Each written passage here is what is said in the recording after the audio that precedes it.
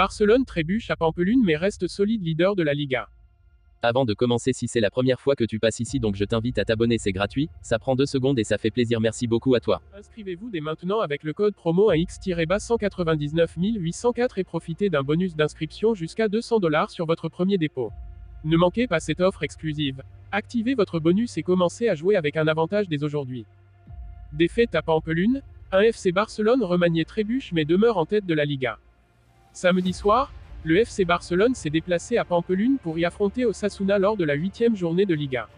En tête du championnat après un début de saison remarquable avec 7 victoires consécutives, les Blaugrana espéraient prolonger leur série, malgré une équipe remaniée en prévision de leur match crucial en Ligue des Champions contre les Young Boys de Berne.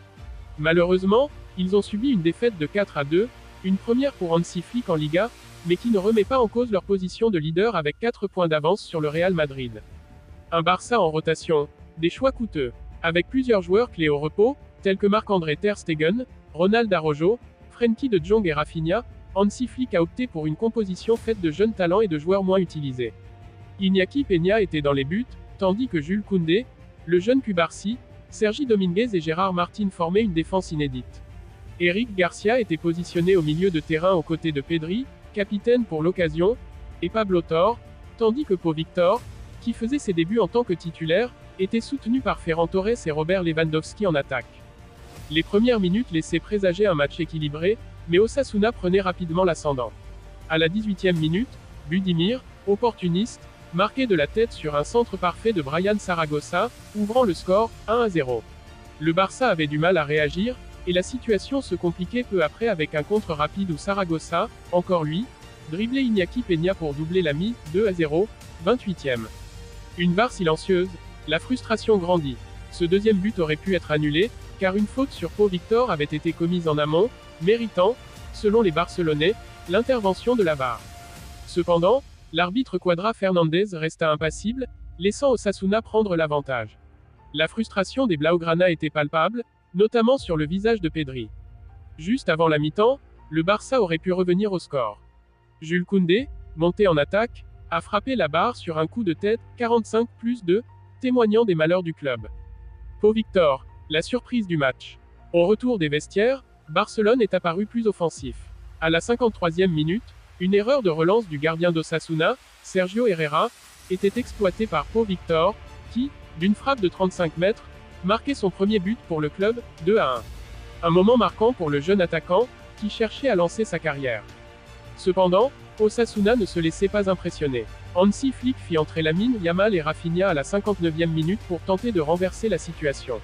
Les efforts des remplaçants se heurtaient à une défense solide d'Osasuna. À la 72e minute, une faute de Sergi Dominguez dans la surface offrait un pénalty aux locaux.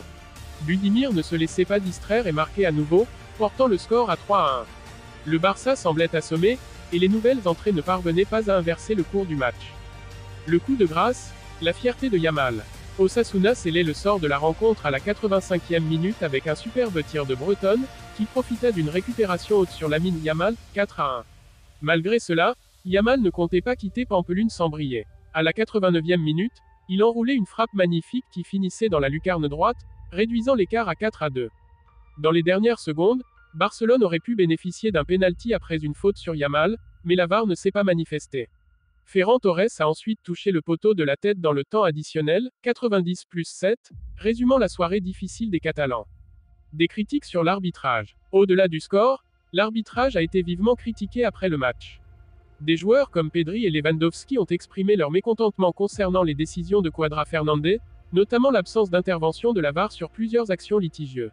Cette situation pourrait entraîner des conséquences pour l'arbitre, notamment une éventuelle suspension.